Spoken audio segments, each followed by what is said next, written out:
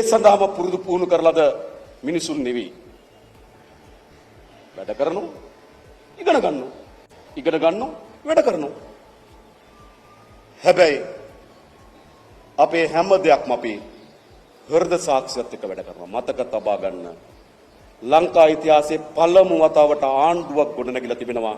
ජාතික ජනබලවේගයේ ජනතා විමුක්ති පෙරමුණ පෙරටු කරගත් හෘද සාක්ෂියත් එක්ක මේ රටේ ජනතාවත් එක්ක බැඳීමක් තියෙන ව්‍යාපාරය. අපිට විවස්සාවෙන් බැඳීමක් තිබෙනවා. අනපනත් වලින් බැඳීම් තියෙනවා. අනපනත් හෙට සංශෝධනය කරන්න පුළුවන්. විවස්ථා හෙට කොහොමද සංශෝධනය කරන්න තුනෙන් දෙකක් තියෙන හොඳේ. හොඳ සංශෝධන කීපයක් හොයාගෙන තියෙනවා. සංශෝධනය කරනවා. හැබැයි නීතියෙන් විවස්සාවෙන් තියෙන බැඳීම නෙවෙයි.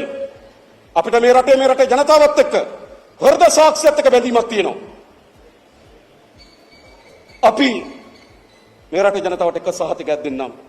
මේ රට ගොඩනැංවීම පිළිබඳ තිබෙන අසීමිත ආසාවෙන් ඒ හෘද සාක්ෂියෙන් යුතුව අපි වැඩ කරනවා. අපිට අසීමිත ආසාවක් වෙන මේ රට ගොඩනගන්න ඒ සඳහා මහා බර හෘද සාක්ෂියක් තියෙනවා අපිට. එහෙම අපි වැඩ කරනවා.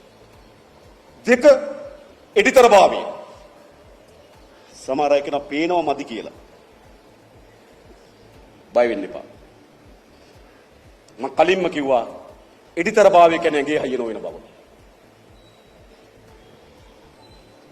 ඇඟේ හයියෙන් ඕනනම් විධායක බලය තියෙනවා. පාර්ලිමේන්තු තුනෙන් දෙකක් තියෙනවා. මේ සමහර අය එළියන්නේ මොනවද කරන්න බැරි කියලා.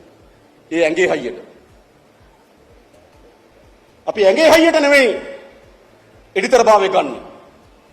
નિયમિત තන નિયમિત හැරවීමේ තීන්දුව ගන්න. අපි එඩිතර වෙනවා.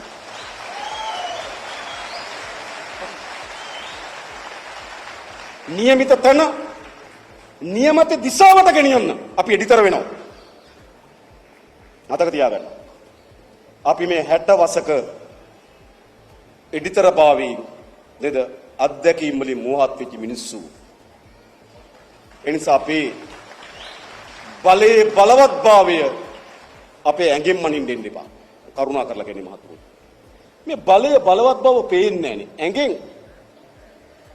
හරිද? ඇඟේ දේශපාලන යුග ගන්නකට ඈත ඉතිහාසයේ ඇඟේ දේශපාලනේ. ඒක රෝමයේ වහල් යුගයට අයිති ඇඟේ දේශපාලනේ. අද තියෙන ඇඟේ දේශපාලනේ නෙවෙයි.